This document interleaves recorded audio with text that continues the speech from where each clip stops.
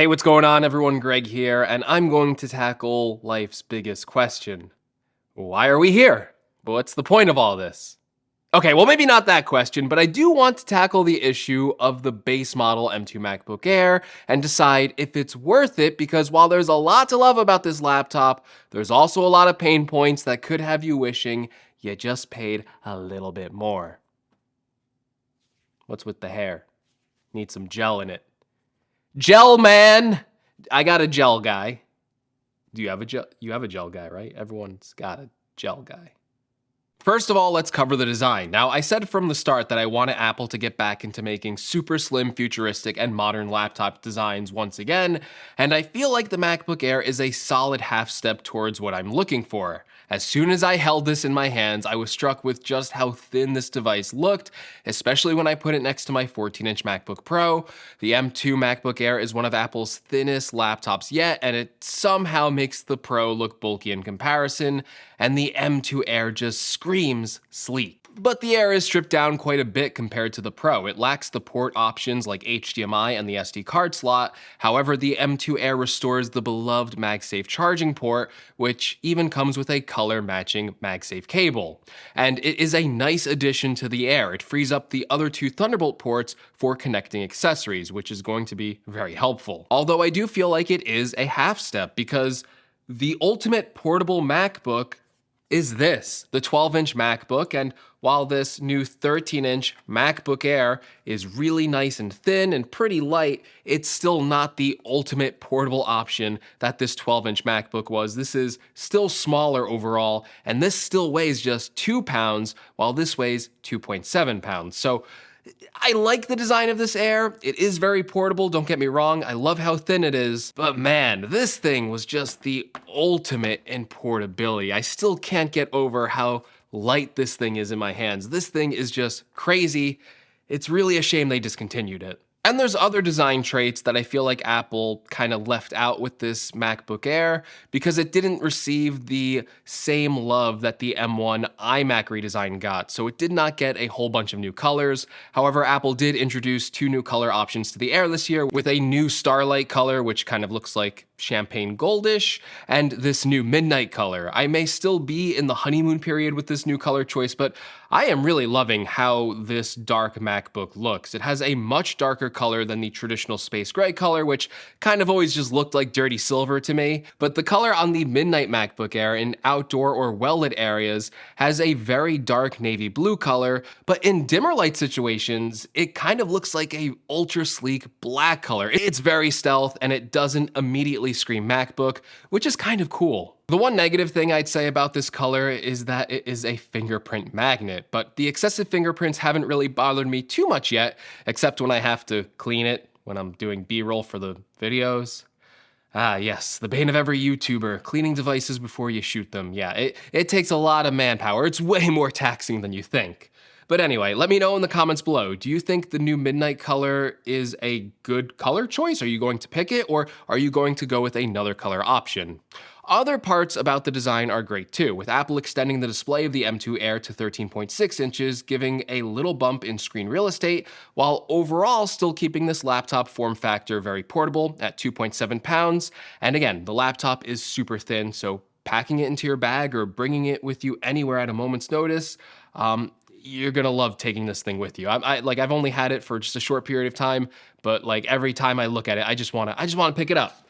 I just wanna pick it up. It looks so good. It's so good. The keyboard is also, I think, Apple's best implementation of the Magic Keyboard yet, with its tactile and responsive keys and the full-size function key row. That packed together with the thin and lighter form factor and the lack of vents on the bottom of the Air make it a dream for using this as a laptop on your lap. And because it doesn't have an active cooling system, it's never blowing hot air on your lap either, so I really like that about this design. I'm also very happy with the LCD display panel on the Air. The display is vibrant and gets plenty bright with its new 500 nits of brightness. I do wish it did have the mini LED HDR capabilities of the Pro model though, and the black levels on the display look more washed out in comparison to the Pro model, but all in all, a pretty good display. Now, it's still early with my MacBook Air, but I wasn't as impressed with the new speakers, which do sound okay given how thin the Air is, and it is a modest improvement over the M1 MacBook Air, but it is still no comparison to the 14 and 16-inch MacBook Pro speakers. Those still blow this thing out of the water.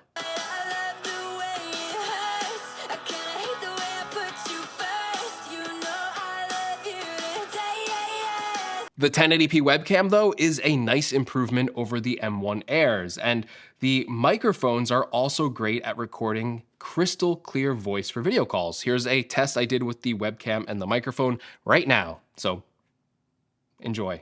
As you can see, we're sitting outside on a nice day with the MacBook Air. You gotta be portable when you're using the M2 MacBook Air. It's just so nice. You can carry it around. So look, this is effortless. I could vlog with the M2 MacBook Air. Welcome to Greg Vlogs, where we vlog with the 1080p camera on the MacBook Air. We're taking this outdoors. We're filming all the prank videos with this amazing 1080p camera. I don't even know if it's amazing, but we're just saying it. But it looks pretty good from what I can see on display. Definitely better than the Studio Display's webcam.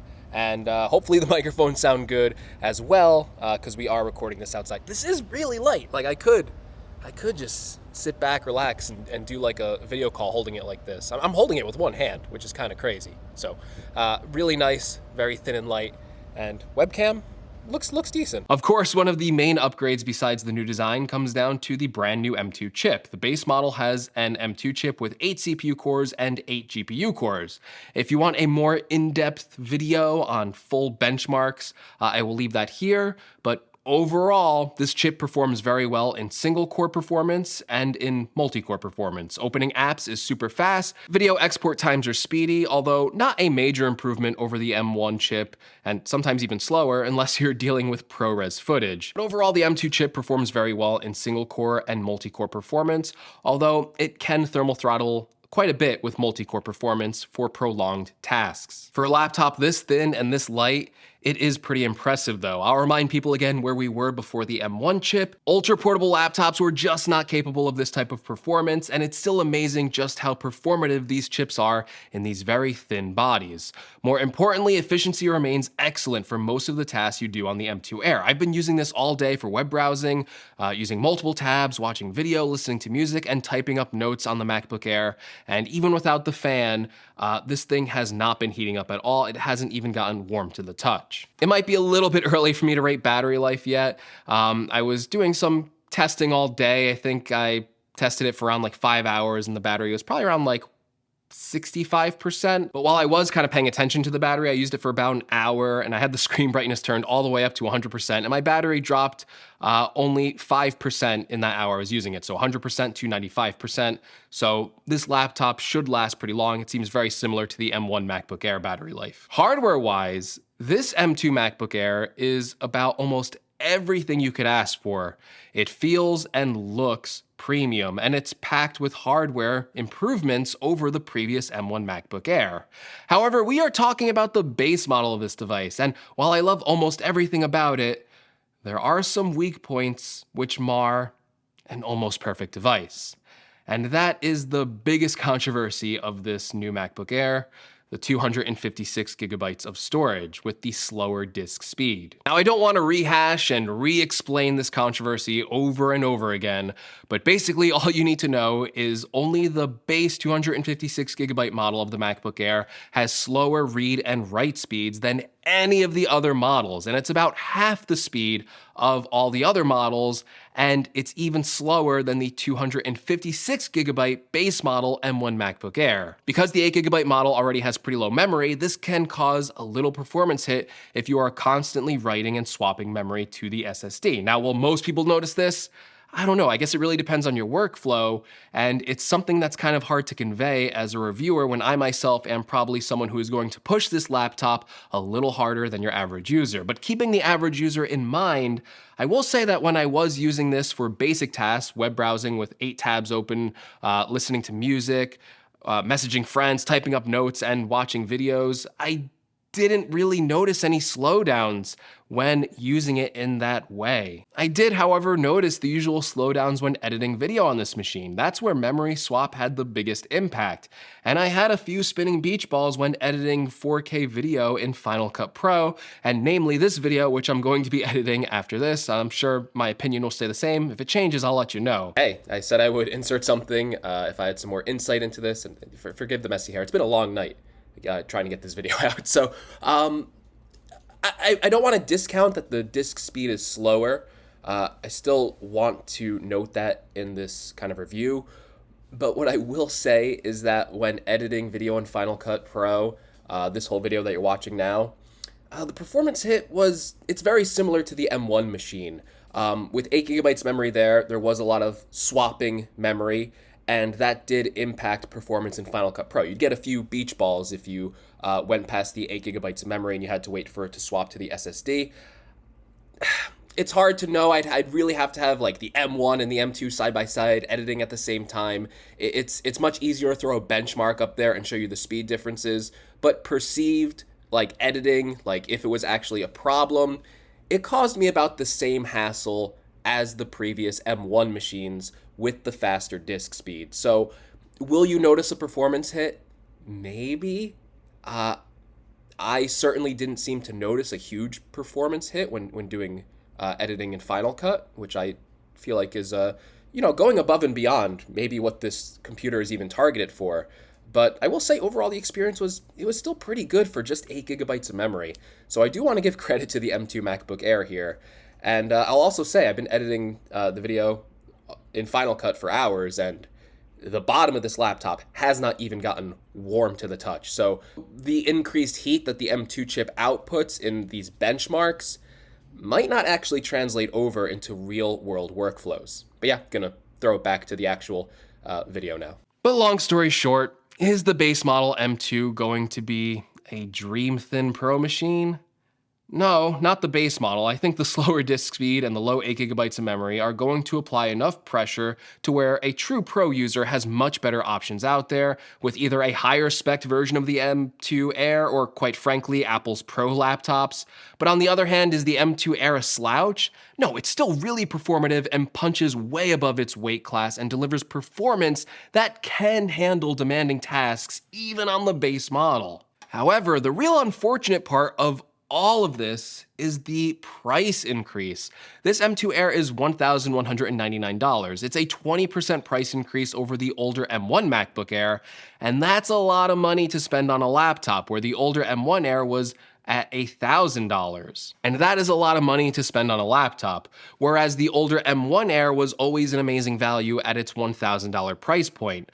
The M2 Air, you expect more out of it because it costs more money. I also don't like some of the decisions Apple has made on the base model, which really feels like they are nickel and diming you. The base model MacBook Air comes with a regular 30-watt USB-C charging brick instead of the new dual USB-C power brick that's offered on the more higher-end models. You can buy it for an additional $20 add-on, but for $1,200, it should really come in the box as standard. I also don't like that the M2 machines are still limited to just one external display. This thing has 2 ultra-fast Thunderbolt ports, and the M2 chip is really powerful. If you want to hook up 2 displays, I feel like the chip and the ports should be able to provide that bandwidth.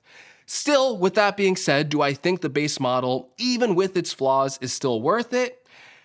Even though I really want to hold Apple accountable for the disk speed downgrade, I can't say this laptop isn't worth it, because from my experience, it still has performed extremely well, and it performs, I'm assuming, pretty excellent for the consumer it is targeting. Listen, for me, it's still kind of hard to believe where we are today, because I remember before the Apple Silicon transition, just how slow some of these MacBook Airs were. And when I think of how much a performance increase we got with the M1 model, perhaps it's a little unfair to expect the M2 to bring as big of a performance improvement. However, what the M2 lacks in mind-blowing performance improvements, it more than makes up for it with its beautiful, stunning hardware. The M2 MacBook Air is just gorgeous, and it might be my favorite design Mac laptop ever. If you appreciate the good design, the extra MagSafe port, the 1080p webcam, and the other hardware improvements the Air offers, then I think it's well worth the $1,200 asking price. If specs like the disk speed bother you, I really recommend stepping up to the 512GB option where you'll avoid this issue. And if that sounds like too much money to you, or even if the base model M2 Air sounds like too much money to you, I still strongly consider buying an M1 MacBook Air, which even though it looks a little dated next to the new M2 MacBook Air, it still offers tremendous performance, battery life, and of course value. All right, everyone, I hope this video helped you on deciding if you want to purchase the base model M2 MacBook Air. If it did, consider using my affiliate link below to purchase either this M2 Air or check out some of my other MacBook recommendations and other recommendations for accessories. Also, if you like the video, don't forget to give me a like before you leave and make sure you subscribe. If you got to the end of the video, why wouldn't you subscribe? That's right, I'm calling you out. You were about to click off the video, leave me stranded here all alone. Well, that's fine. I don't need anyone else. I have Wilson. And he's beautiful.